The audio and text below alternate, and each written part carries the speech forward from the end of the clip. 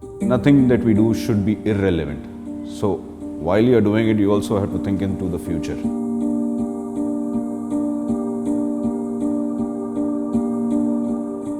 There's an element in the office where you will see words related to architecture and emotions that architecture can bring about. All those words are engraved on a beam. The thought process is okay, at any given point of time, you stop working, look at your design and assess your design with respect to a few words over there. Does it bring about a certain emotion? Does it address these things? So that was the thought. And subconsciously, when you read something, it makes an impact on your mind. The first computer that we installed in our office was 1982. So he was very conversant with technology way back. I remember he used to write Lisp routine, programming. So he used to program the software and use functions the way he wanted. So that was something that today also, I can't think of doing it. He did it way back.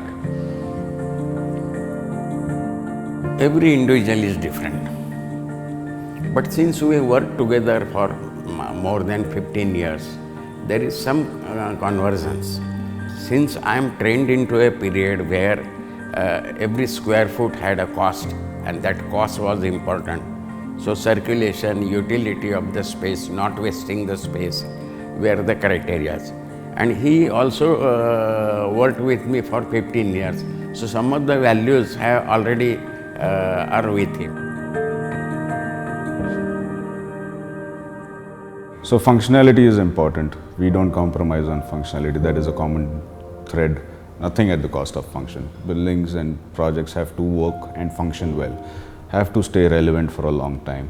Timelessness is something that we try and we ensure that we had larger height to the office. And it's difficult to find 14 feet high spaces, at least in Pune. One of the idea was to emphasize the verticality, the height, not to break it down by having false ceilings. All the doors also, if you see, are 12 feet height. It's very difficult to otherwise use dark colors and bold colors in the projects. Fortunately, this space allowed us to do it. And where else can you experiment than your own space? Materials in the office, the flooring, each material has its own texture. I am fond of wood. So I've used teak wood to add to the warmth. The main door is cotton steel. All the light fixtures are fabricated in cotton steel. His attention to the detail, creativity skills are very vast pool of experience. It's more about discussing, welcoming new ideas. For a few days I don't work on the project. I allow everyone to work on it. So that's to see how and what different ideas come forward. And then it's about collaboration for me now. Both are extremely talented, hardworking, at the same time very grounded. Their relationship with the team is very cordial. The team member feels very secured, very motivated, and very appreciated to work here.